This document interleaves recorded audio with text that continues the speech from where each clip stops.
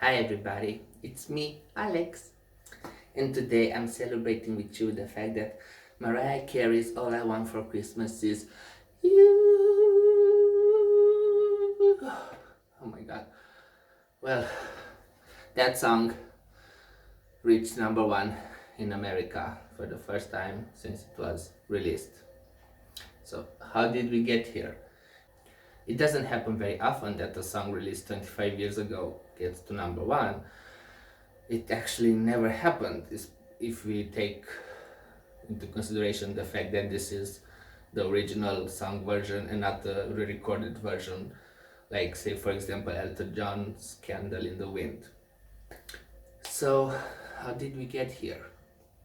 Well, in 1993 Mariah released a highly successful album which spawned two major hits, Hero and Without You. You may know it as Can't Live to Live Without You. Remember? Wasn't that great? Anyway, and the next album would also spawn various hit singles like Fantasy and One Sweet Day, but between these two, she released her Christmas album, Merry Christmas. Nowadays, having a Christmas album to your name is pretty much a must, but back in the 90s and even before that, the Christmas market was not really something popular artists of the day did. It was where artists who had success in the past went to get a little boost to their careers, at least for 1 month a year.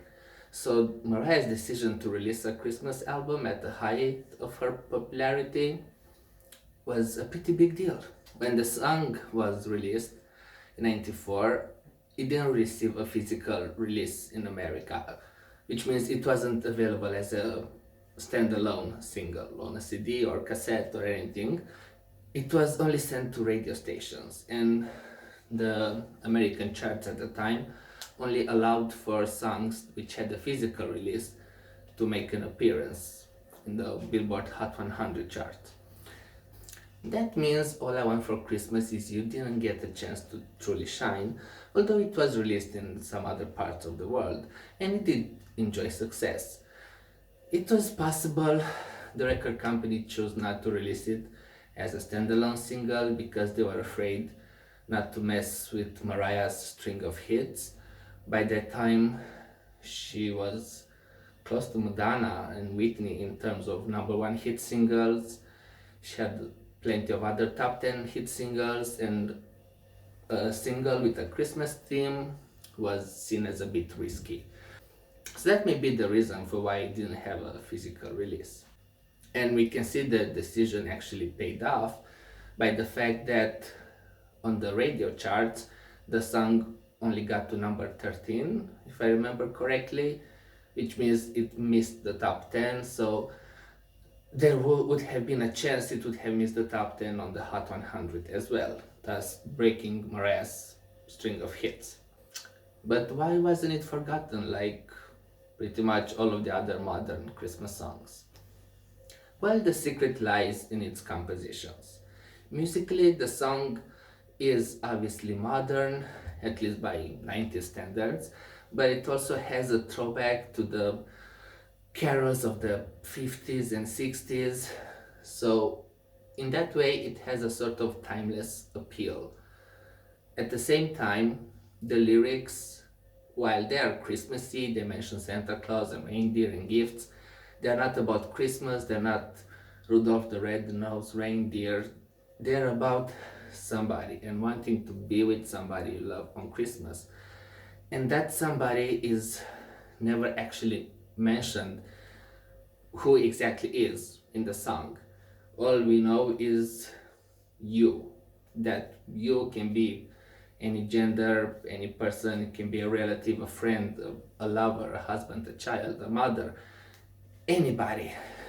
At some point Mariah uses the word baby, but that can be seen as a replacement for the lover, the friend, anybody she was thinking about. So when you listen to the song, you're basically imagining the person who you'd want to spend Christmas with. You have no other indication of who Mariah was singing about, so you really make the song as your own. You apply it to your situation, so that gives it the second half of its appeal. At the moment, we are having a sort of 90s nostalgia, so it really fits with the cultural moment we are going through, basically. The song was also not forgotten, as it was later covered by other artists, and it was used in the film Love Actually, which a lot of people also have repeated Christmas viewings of. So the song has managed to find its place in pop culture without much effort, it would seem. But actually, obviously, a lot of planning has went into it. Like, the composition may sound simple to us, but it's actually much more complicated than you'd assume. The song didn't get to chart in America up until the early 2000s, when the rules for a song to enter the Billboard Hot 100 changed. And the rules again changed in early this decade, which meant every song that was popular enough to warrant a place in the top 50 of the Billboard Hot 100 could have a trajectory, could actually chart, for a longer period of time. This is why when an artist who recently died has songs returning to the top 10, like it happened with Whitney and Prince, Mariah, props to her, she did her part.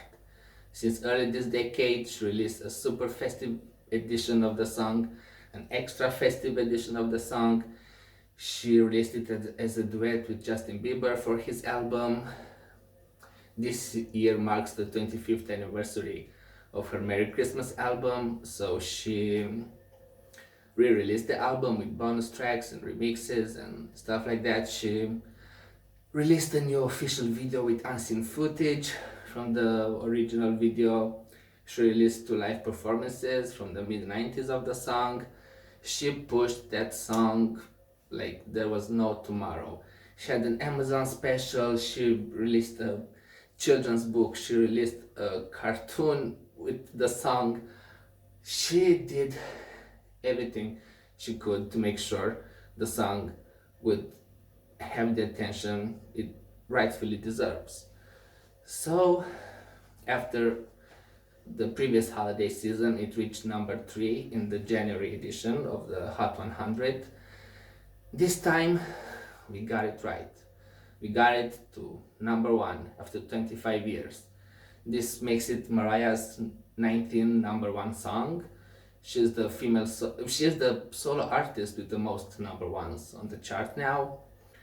She also established other chart records with this song, such as the longest climb to number 1 for any song, which was a record previously held by Macarena.